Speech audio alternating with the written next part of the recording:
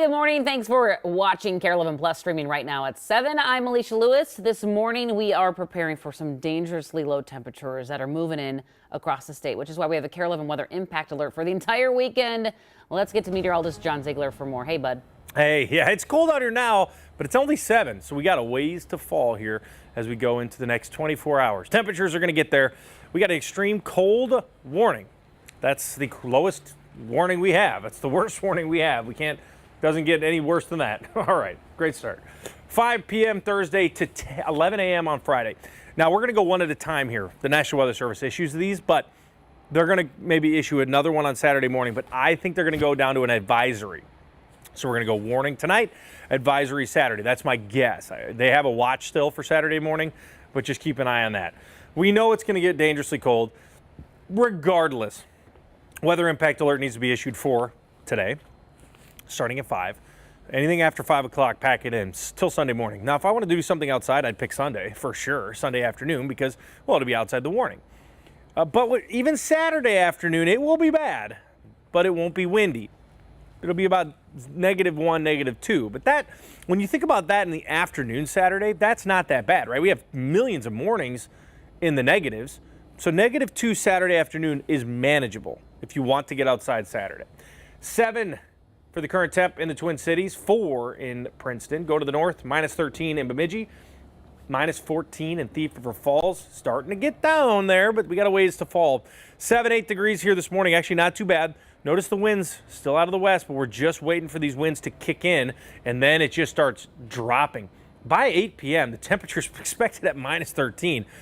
Think about that. I mean, the lowest we've been this year is -9, and we're going to be at -13 at 8 p.m., not the morning, 8 p.m. So the wind chills, this is more important. So the blue here is the wind chill. The top one is the temperature. You can see the temperature crashes here, but the wind chill itself, 6 p.m. we're at -33. And then you can see, so we're pretty much in this, like I said, at 5. I'm not going to say 4 is warm, -25. But by the time we get to 8, 9 p.m., now we're getting close to that -40 mark by this evening. So I can only assume tonight we're going to see a flood of schools start canceling. I think they want to see it verify. I really don't know what schools are waiting for, because, again, I get it, because snowstorms are different than cold air, and I don't expect anybody to know that. But snowstorms are definitely like we'll wait and see, right? Cold air is happening. This is happening. Whether it's within a degree or two, it doesn't matter. So the low pressure center is the polar vortex. It's close. It doesn't actually go directly over us. If it did, that's when you'd shatter records. This is the Arctic high. It's kind of a combo of the two that's going to be driving in this really cold air. You can see it's -22 in Winnipeg. Key Lake -35. So that Key Lake temp, we're not going to get to -35, but that is moving over us. So get ready for that air. So -8. What I did here is I actually made the color table pink where it's around 40 below, so you can kind of see the cancellation in the pink here. 10 p.m. to 6 a.m. That is the worst. Now, this will actually continue. But notice by the time we get to Saturday at 3 a.m., -18. But look at any wind at all will get you back down to that -45. But right now, Saturday, we are forecasting wind to lighten up. So I'm hoping we just need an advisory for that day. But literally a 5-mile-per-hour wind would put us back to 40 below. So it does need to be calm Saturday. Sunday, we get out of it 6 degrees in the afternoon. Good morning, 7:04. Some crashes from 6 to 7 o'clock, but most of those have cleared up, so things are quiet out there. But most of the crashes that I saw were vehicle spinouts. It's still slick out there, even though it's Thursday. We've seen slick road conditions all week. This is a live look here in the Osseo area, Highway 169. Traffic definitely picking up in that area. But if we look at traffic flow, that's really the only area where I'm seeing traffic flow pick up significantly. If you're in the north suburbs, south, or anywhere else waking up, it's pretty quiet, so you shouldn't have to add any extra time, at least from now to 7:30. Cece, thank you. Developing right now out of Sherburne County, a 7-year-old girl is home safe this morning and a suspect is in custody following an hours-long search in Zimmerman. The BCA posted on X at around 1:30 this morning, canceling the Amber Alert nearly 10 hours after a girl was last seen getting off the bus. Hundreds of people were out searching for her late last night by foot, by car. We're still waiting to get more information from the Sherburne County Sheriff's Office about what happened. We'll update you as soon as we learn anything new. Well, as John mentioned earlier, brutal cold weather is moving into Minnesota late tonight, and it's going to stick around for the weekend. By this time tomorrow morning, wind chills could get down to the negative 50s in some parts of the state. Audrey Russo's breaking down what you need to know to prepare. Good morning, Alicia. Yeah, the National Weather Service says that wind chills of 40 below, 50 below can cause frostbite to set in less than 10 minutes. So when you think about what takes less than 10 minutes, taking the dog for a walk, shoveling your sidewalk, waiting for the school bus. And that last one is kind of critical. I think a lot of parents are locked in on what districts are going to do. But as it turns out, as of right now this morning, only a handful of districts have made the decision to cancel school for either today or tomorrow. Take a look at this. This is a live look at KARE11.com/closings. We've been monitoring this page. You can see there's a handful of districts that are closed today, some closed tomorrow. Now, there's really no law from the state that mandates when schools need to close down because of the weather. Districts typically look for wind chills around negative 35 to negative 40, just as John said. The governor also has the power to order public schools to be closed down. And the last time that happened was January 6th, 2014, when the wind chills reached negative 50. Back to you. New video this morning of a protest at the U of M campus last night. Hundreds of students protesting ICE agents that are staying at the Graduate Hotel. The crowd breaking up just before midnight there. Now, the unrest across Minnesota continuing 2 weeks after Renee Good was shot and killed by ICE agents. And in just Vice President J.D. Vance will be here in Minneapolis to meet with agents. It comes as a judge rules in favor of their tactics. Megan McPherson explains. Hey, Megan. Hey, good morning. We learned that an appeals court suspended a judge's ruling restricting immigration officers' aggressive tactics here in Minnesota. And not long after this decision dropped yesterday, this new video, which also circulated on social media, was released in Uptown, showing Border Patrol Commander Greg Bovino deploying chemical irritant at protesters who were walking alongside a convoy of ICE vehicles. The ruling that was just frozen barred officers from using tear gas or pepper spray against peaceful protesters. That has now been frozen. Attorney General Pam Bondi praised the appeals court on X, saying the Justice Department, quote, will protect federal law enforcement agents from criminals in the streets and activist judges in the courtroom. And earlier this week, Bovino defended his officers' actions and said ICE operations are, quote, legal, ethical, and moral. And the Department of Homeland Security also responding to what happened, writing on X that the agents were stalked and harassed by the crowd as they tried to take bathroom breaks. They also said that they were followed from gas station to gas station. They said to safely clear the area, agents had to use crowd control measures to disperse them.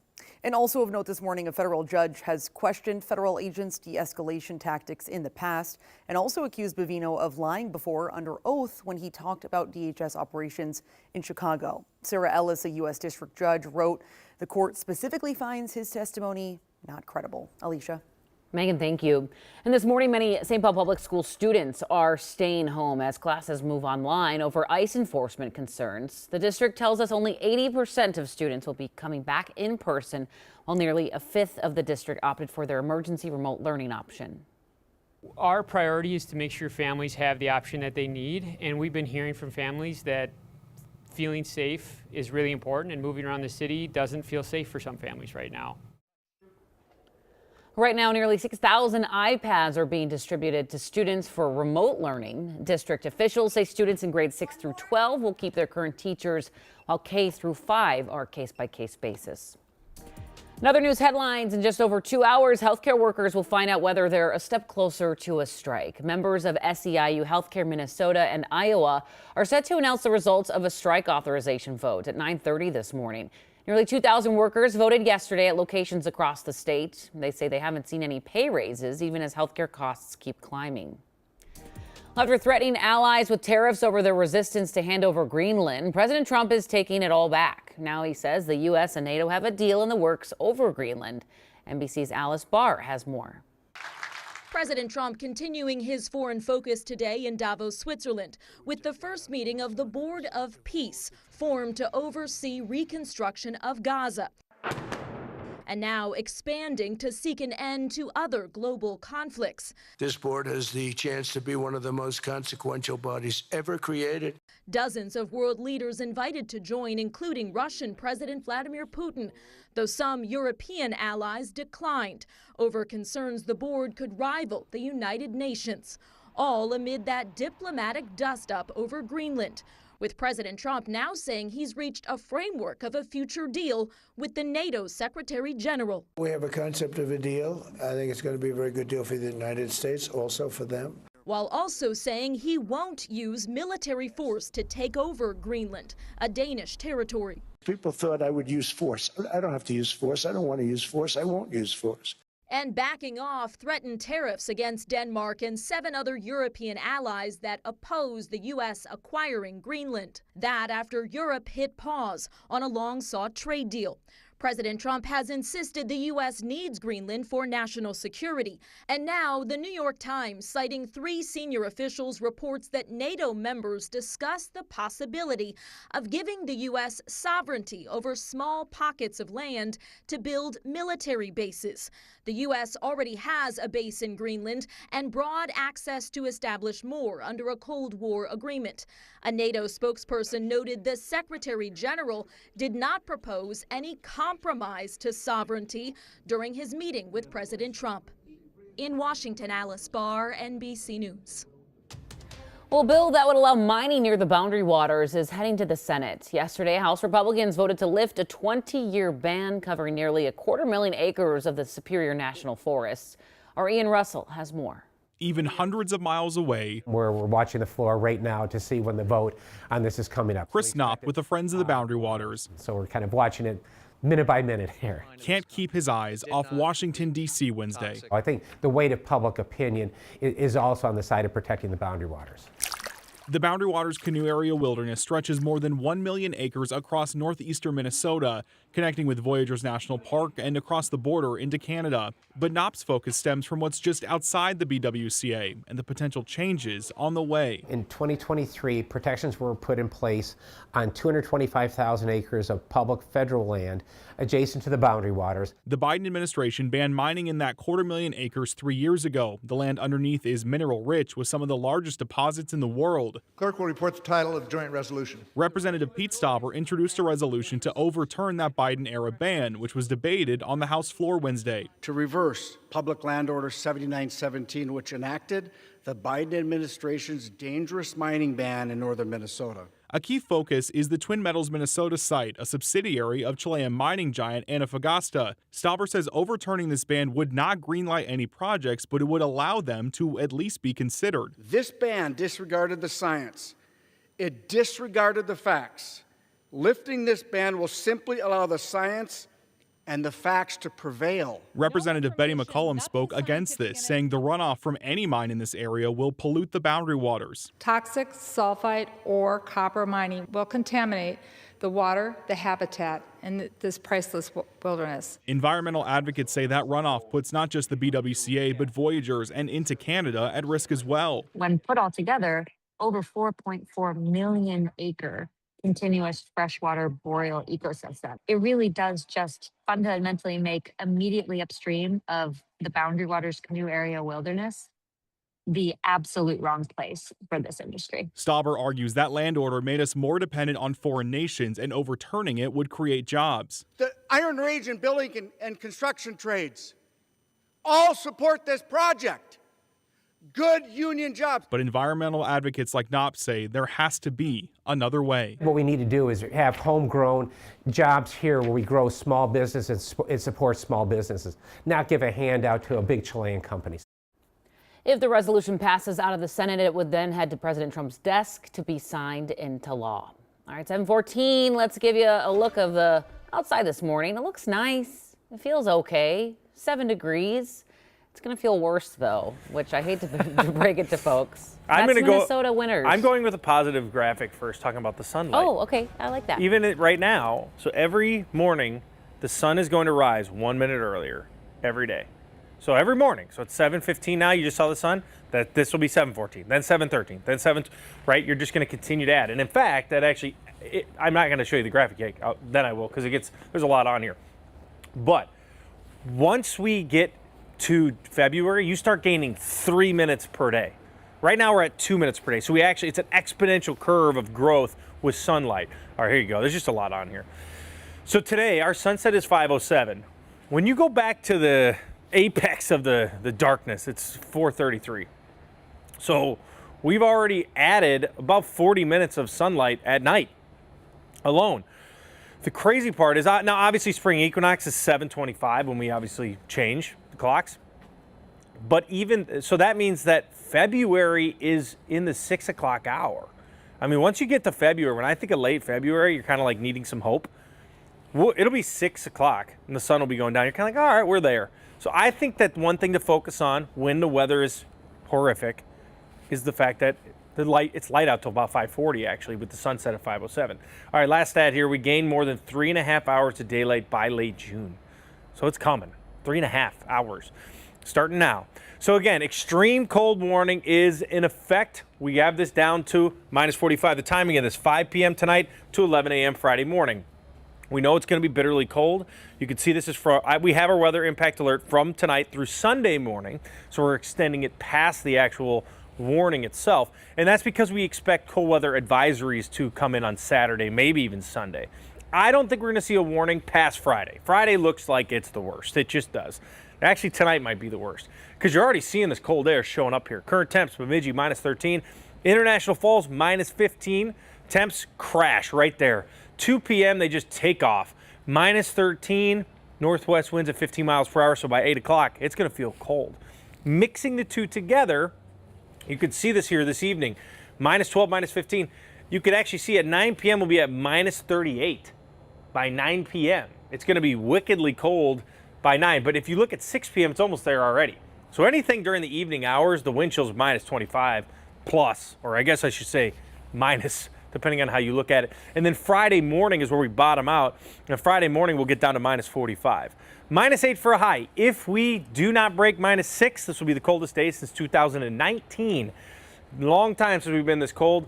-6 we had last year for a high. I think we'll be right at it. I think -6, -8, -7. But it is going to be at least in line with the coldest day last year. Well, as you just heard from John, it's going to be cold. After the break, how organizers plan to keep fans warm at the Pond Hockey Championships over the weekend. We'll have that story coming up. KARE 11 Plus Sunrise is brought to you by Home Furniture. Right now at Home Sleep Express, when you spend $4.99 or more, pay nothing down, nothing for interest, nothing for sales tax, and nothing for shipping on Thomas Cole and Prana Sleep. The Something for Nothing sale, now at Home Sleep Express.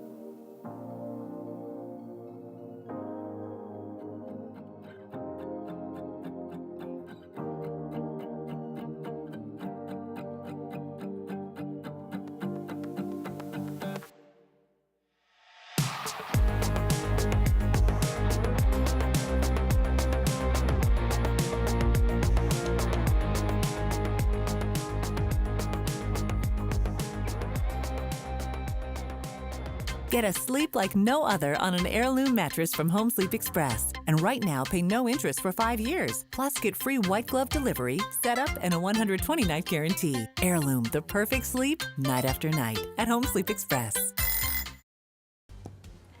Welcome back to the show. It's 7:20. This weekend, we're bracing for some bitter cold temperatures. But before temperatures drop, Minnesota Pollution Control is reminding people about the impacts oversalting can have on fish and wildlife.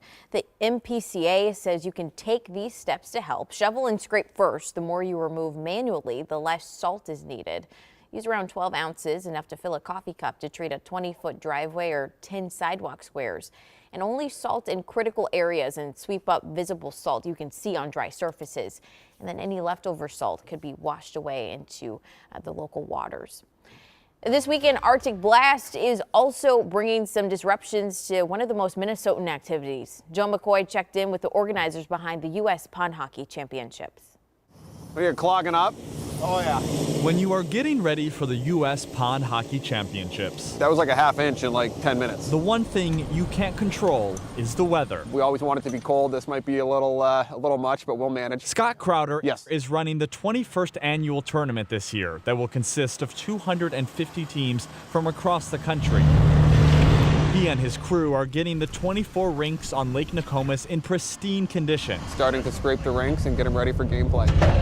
But unfortunately, they will have to wait to be used. In the note of safety of participants and our staff and spectators, we decided to cancel our Thursday night welcome party as well as gameplay on Friday. With Friday having a high of -8 and wind chills dropping as low as -45, Crowder says player and fan safety had to come first. Certainly poses a lot of logistical challenges for us to try to redo a lot of the schedule and just work with our vendors and partners to try to condense the event into 2 days, but it's kind of the situation that we have. It certainly will not be tropical out here on Saturday and Sunday, with temperatures expected to still be below zero. But thankfully, the wind chills are not expected to be as bad, so the games will be played. With that cancellation, that's just going to give us another day to make sure the ice is just in the best condition possible. So, Powering through the bitter cold for the love of the game. On Lake Nokomis, Joe McCoy, KARE 11 News. Well, that tournament is free to go to. Organizers say they typically have 20 to 25,000 spectators over the course of the weekend, but add that could be lower this year because of the cold. Stick around. We'll be back.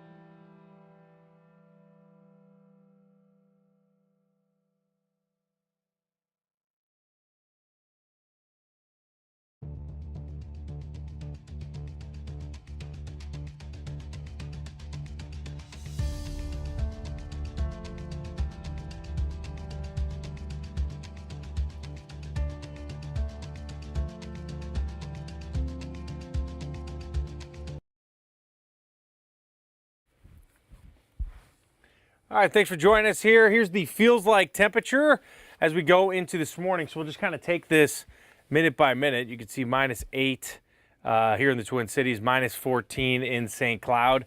This is going to be tonight, 2 p.m., -40 in Bemidji, -47 in Thief River Falls. Look at the temperature continue to crash here. This is 10 o'clock tonight.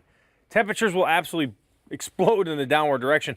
-54 in Thief River from 10 to 6 a.m.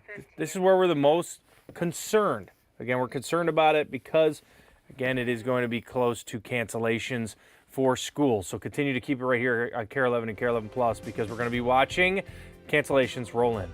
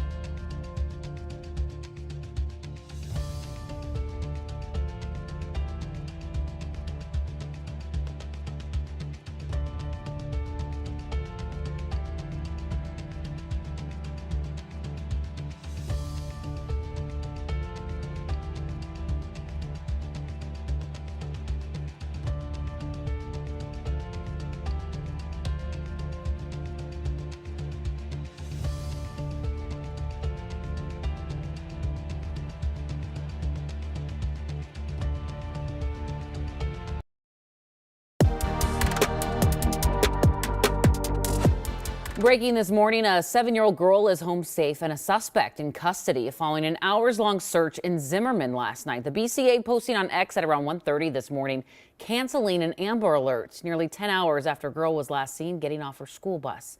Hundreds of people were out searching late last night on foot and by car. We're still waiting to hear more information from the Sherburne County Sheriff's Office about what happened and maybe more about the suspect. We'll update you as soon as we learn anything new.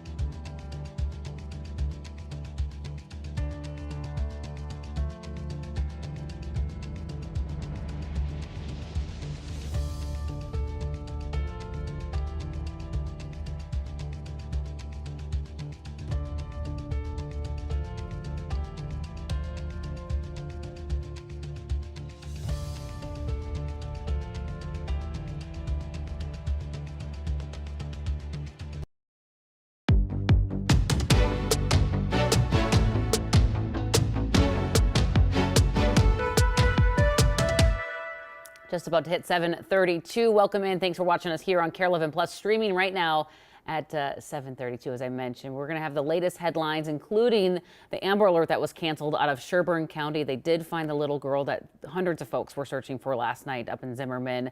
We'll get to that story in a moment. But first, the other big story of the morning is how dangerously cold it's going to get, John. Yes, we're not there yet, but temperatures are going to be getting there as we go into the next 12 hours. It's going to happen here today. You can see the extreme cold warning. It's 5 p.m. Thursday until 11 a.m. on Friday. Now, this is a little bit confusing. Actually, even in-house we were trying to figure this out because I get the confusion. This warning looks like, oh, it's going to be done Friday midday. No. What they're doing is they still have a watch in place after 11 a.m. Friday through Sunday. Now, they want to be able to determine what they want to do next. I believe they're doing that because they're going to do an advisory Friday night to Saturday morning. This will be the warning portion of it, and then they'll just turn it over to a light blue, and we'll go to the advisory. Warning is obviously more impactful, so to me, I agree. Anything in this window, cancel it. Trust me, bad. Not going to be good out there. In fact, it could be, if it works out, the coldest weather we've had in 6 years. You got to go back to 2019. Now, last year, around this exact same time, we did have a day at 20 below, and it's -6 for a high. So we're kind of right at last year's coldest day as well. But here it comes. We got our impact alert through Sunday morning, just so you understand that we know Saturday and Sunday are going to be cold. Don't get confused by just the warning time. Dangerously cold wind chills here. Again, nothing to mess around with if you don't know what you're doing, and dress accordingly. Tomorrow I'm going to be bundled up. Right now I feel pretty good. Nice balmy 7 degrees. 2 in Cambridge, 3 in St. Cloud. Going off to the north, here comes the cold air. You can see it sinking south. The big question that everybody's watching is school delayed, canceled? What's going on? Even for us. I do, as a parent, I'm not going to whine on here, but I'm like, come on, let's cancel it. I mean, in my opinion, I know they're going to cancel it. I'm like, I know you're going to cancel it, just do it. So, but I'm also a meteorologist, so I'm trying to be patient. But I do get the difference between cold air and snow. Snow is one where you want to wait to see it because I don't trust it either. Cold air is not one to trust. It's happening. It's not like you need to have a belief like, oh, we'll see, right? Like the grain of salt look at a meteorologist. You don't need to have that for cold air. Like, I promise you it's happening. So we get down to -13 here. Winds are going to whip around, and then we'll clear out. Once we clear out, then you know. Temperatures on the top, wind chills on the bottom, -29, -33. Look at these, -37, -38. So what happens is once you crash, you do kind of bottom out. You maybe add a couple of degrees, I should say minus a couple of degrees, but I could see us hanging around -40, -42 for about 12 hours, overnight Thursday through Friday morning. If for some reason you end up having school and your kids got to go to a bus stop, just be careful. Again, if you find a way to not leave your kid outside tomorrow. So here's what it looks like for satellite radar clearing out. Any cloud has had flurries, which is interesting. The big setup here is the polar vortex is driving down the Arctic high. And look at all this cold air. -35 in Key Lake, -27 and -22, and then -8 now. We're not there. Here's the cold air. Watch it come in here today. 2 o'clock starts to come into the north. By the time we get to 10, now it's in place. -40, -45 in St. Cloud, keeps on going. Getting into Friday morning, -50 in Duluth, -50 in Alexandria. Sorry, I stood in the way there.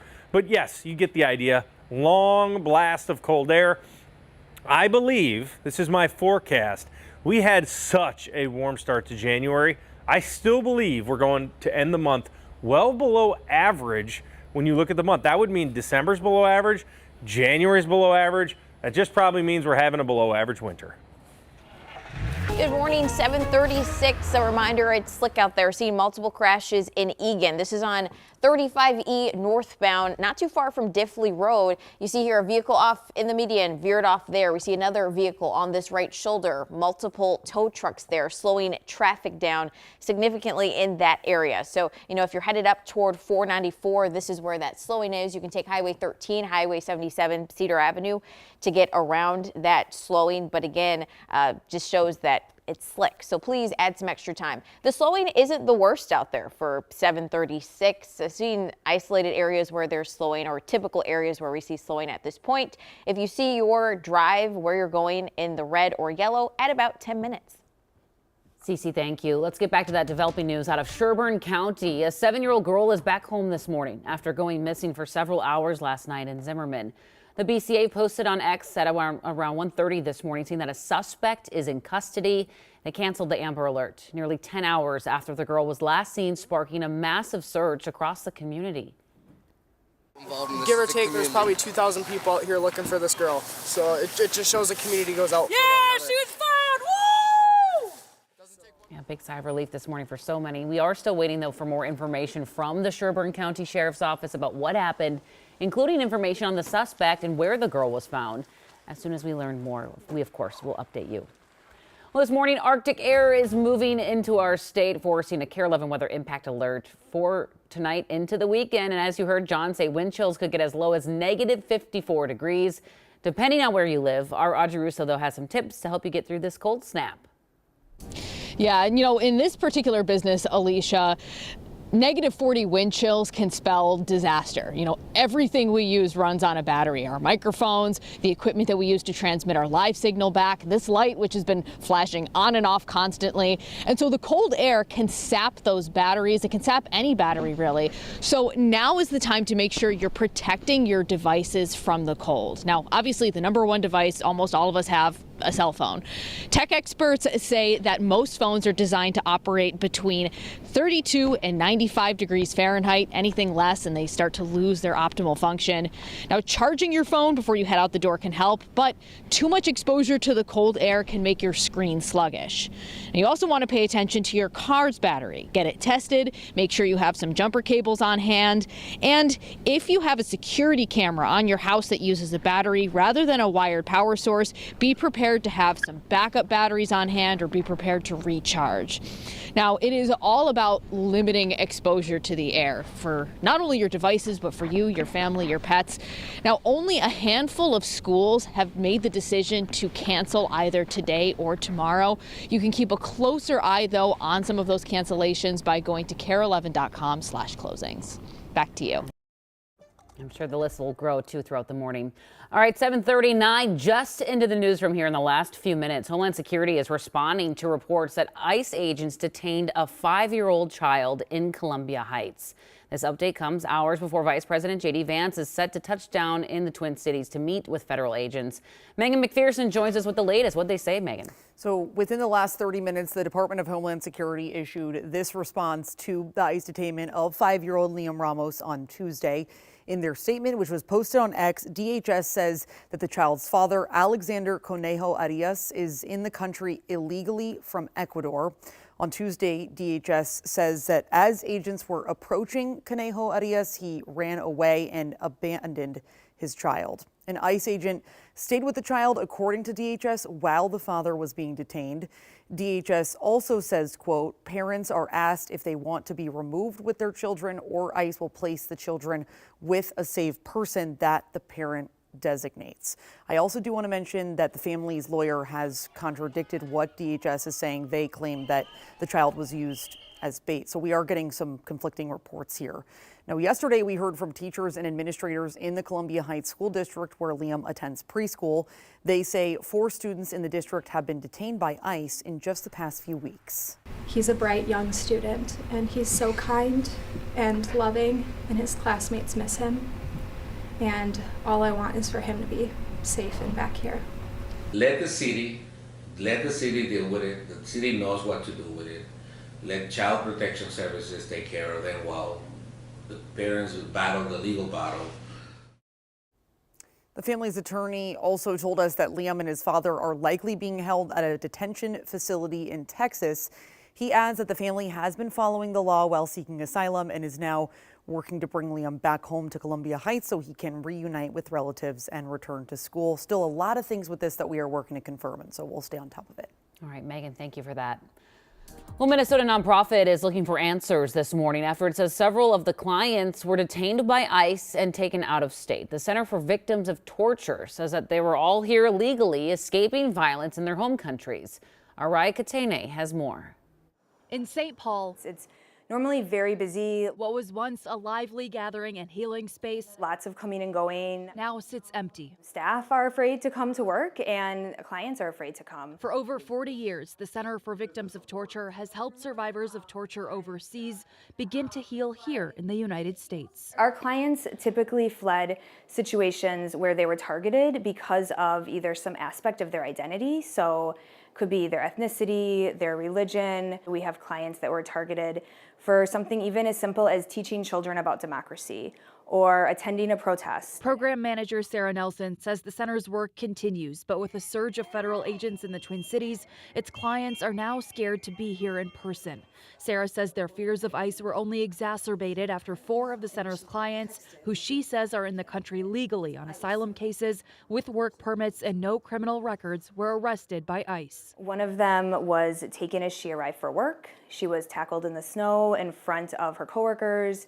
It was very humiliating. They didn't even give her the chance to go willingly. They just tackled her. I was really, really devastated. I was heartbroken because she did everything legal. Justin is a close friend of the woman who was arrested nearly 2 weeks ago. After finding out about her arrest, he booked a flight to Texas to see her at the ICE facility in El Paso. They told me anybody from Minnesota is not able to see their loved ones or their family members. They said they haven't been fully processed. After pleading with a staff member, Justin says he was able to see and talk to his friend briefly, who he says hadn't eaten or slept. She told me it was horrible.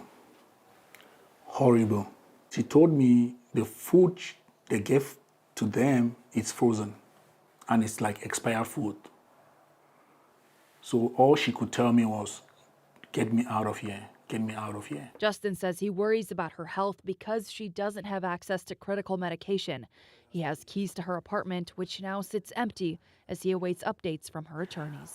Times are really tough. I just hope people can have faith in God. I believe things are going to change.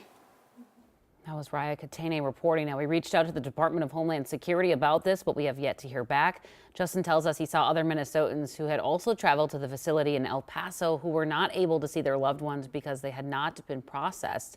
He says the staff there could not provide them with a timeline of the booking process. This morning, the St. Paul City Council is taking steps to keep ICE agents off of city-owned property. The council passed a new ordinance last night barring federal agents from staging or processing on city-owned parking lots, ramps, vacant lots, and garages. It also says the city cannot assist during ICE operations. The council says this is just the first of many measures they're taking to respond to ICE activity in the city. Well, right now, nearly half the country is bracing for a monster winter storm that's set to bring damaging ice and heavy snow. The storm's impact zone could stretch more than 1,500 miles from the south to the northeast. Businesses and residents say finding supplies is already a struggle. We've gone through all our supplies, so we've sold out of ice melt. I'm looking for rock salt. It's hard to find this stuff. Yeah, they must live in the south. Travel impacts are expected on the roads and at airports. Officials at some airports in the south say they do not have de-icing equipment, which could lead to cancellations and delays over the weekend. And you got to feel for them, John, because we are equipped here when this stuff happens. We're ready to go. But to the south and to the southeast, they don't even have enough plows, I know, to keep the roads clear. Think of the airports. So our airport, the best of the best for the roads is actually at the airport. Their airports, I don't even know what they have. So I think about that too. So yeah, the roads are a disaster. But down there, they actually just pack it in. And they panic too. I never panic. We literally had multiple blizzards this year, and I'm just like, all right, right? It's like, all right, I'll see you at work. You know, but for them, they're like, nah, I don't know what to do. But I get it. Let's talk about some positive things in your life. It's going to be cold. We'll talk a lot about it, but I think you get it. Sunset. This is changing fast. Now we're adding over 2 minutes a day. I think it's a confusing thing. I have a lot of people online be like, no, don't we just add the same amount every single day? No. It's an exponential growth curve. So at the beginning of, December 22nd, let's say the day after the solstice, you only add a second of sunlight. And then the next day, add a couple more seconds. And now we're at 2 minutes every day. By the time you get to late February, you're adding over 3 minutes a day. So that's when do you really notice it? February and early March. You're like, what is happening? It's just like sun. But it is happening now. So sunset's 5:07, and the darkest hour, it's 4:33. November and December are the darkest sunsets. Again, spring, 7:25, and then summer we get to 9. This is the transition into that sunlight. I love this time of the year, and you need it because when it's brutally cold, at least you can have something. Extreme cold warning. This is 5 p.m. Thursday to 11 a.m. on Friday. Dangerously cold temps down to 45 below.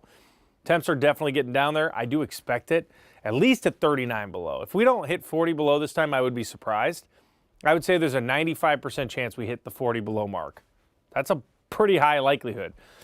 And if we don't hit it, the other 10% means it was 38 below. So it doesn't really matter even if it misses. So it's not like a snowstorm. A snowstorm is like, we could see 9, we could maybe get 5. No, it's not going to happen. The impacts will be the exact same. So dangerously cold wind chills. If you're going to be outside, scarves. I'm going to pop a scarf on over the face and try to stay as warm as I can tomorrow. Tomorrow will be interesting, but I also like to feel it.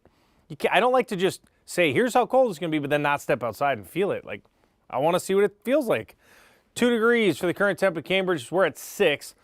To the north, Bemidji at -13. Thief River Falls -15, so the air is coming in. 6-7 degrees here. 6-7. 6 by noon. I hate 6-7. It's over? It's over. So I can say it again? All right. There's so many times I have to say that on this show. -9. Can you imagine if like somebody's watching right now, they're like, what is he talking about? I hope you know. -9, -13, 6 to 8 p.m. Temperatures crash. Here is the bottom marker. This is the one I want you to look at. It's the wind chills. I've also had a lot of people online. I just go to the troll comments. I never respond because I don't give them what they want. But a lot of them are like, why does a wind chill matter? I don't get it. You have to think of it. It matters a lot, not to a battery, but to a human being. It takes the heat off of us and it blows it. There is no heat on a battery. To the actual ambient temperature matters to technology and batteries and things.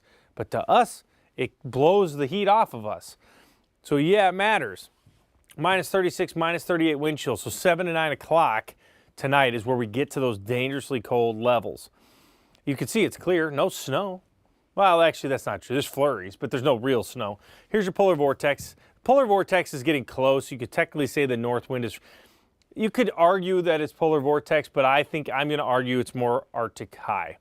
Because I've done this long enough now to where I have seen 2004. I worked in 2014 in Duluth, and the polar vortex, this thing here, sat right over us, and we crushed records in the downward direction. That was the last time we broke cold records. So you need that polar vortex. I don't think we'll break records. Record lows on Saturday, -33, and that's polar vortex. So we'll probably get down to about -20, somewhere around there. Outside the metro, yeah, we'll see 25 below. But we still won't be at record-breaking temps. Either way, it's going to be some. If it's not the coldest day in 6 years, it will be tied for the coldest day in the last 6 years. You got to go back to 2019 since we've had a high temperature lower than -8. I want it to be the coldest. If we're going to get that low, we might as well get low. Hey, speaking of low, no more pain at the pumps. Gas prices are seeing a dip. This is good news. How much you could save this year. That's coming up. KARE 11 Plus Sunrise is brought to you by Home Furniture. Right now at Home Sleep Express, when you spend $4.99 or more, pay nothing down, nothing for interest, nothing for sales tax, and nothing for shipping on Thomas Cole and Prana Sleep. The Something for Nothing sale, now at Home Sleep Express.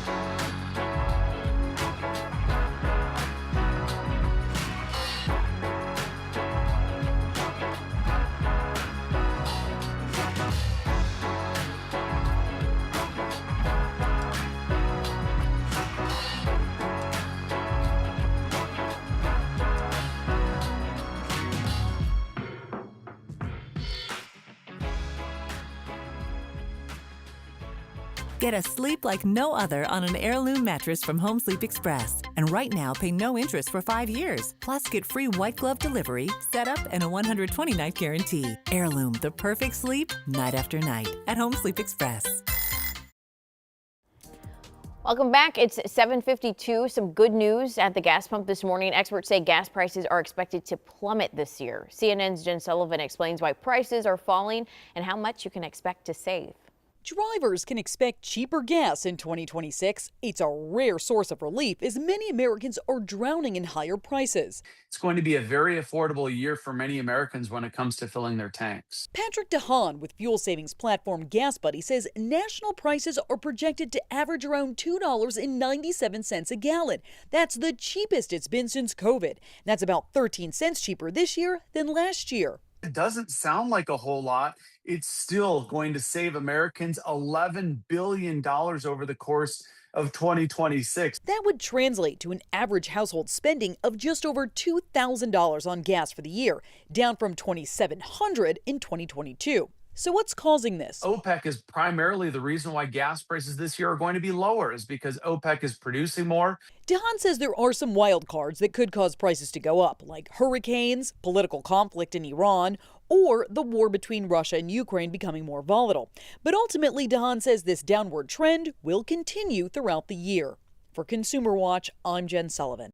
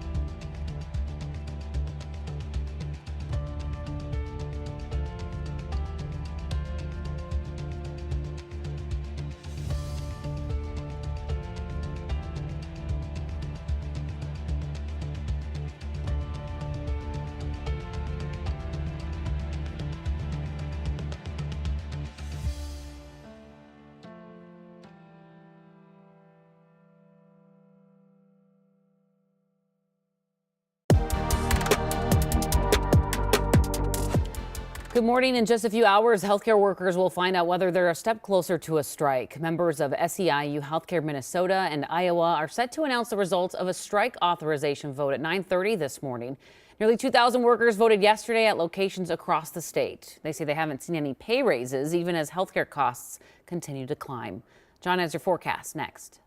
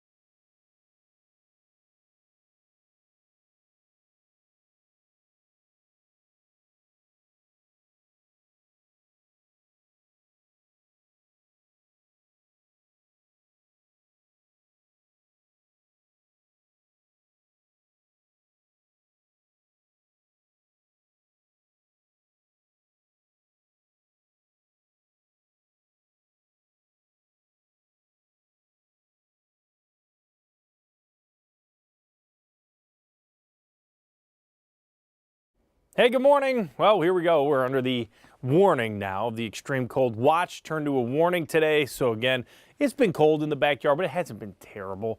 Dangerously cold wind chills down to 45. Now you can see it's pretty much everywhere here. It's all the way through Wisconsin, through Iowa. We know it's going to be cold. Temperatures out there now, not too bad. I've been outside all morning, 6 degrees. Feels okay. To the north, it's cold. Not bitterly cold yet. I would call bitterly cold for Minneapolis at 13 below, but again, this is Bemidji. Bemidji lives and breathes differently than we do. So 13 below for them, they call that Tuesday. But they're going to get to 30, 40 below actual temps and wind chills at 50 below. 6, 7 degrees here today as we go into tonight, -9 to -13. Now it's going to be clear. We're not going to have a bunch of snow. Could there be flurries in these clouds? There's always flurries if there's clouds when it's this cold. But no, we're not expecting any problems. Very cold, brutally cold on Friday. Bundle up. Please be careful if you have to be outside.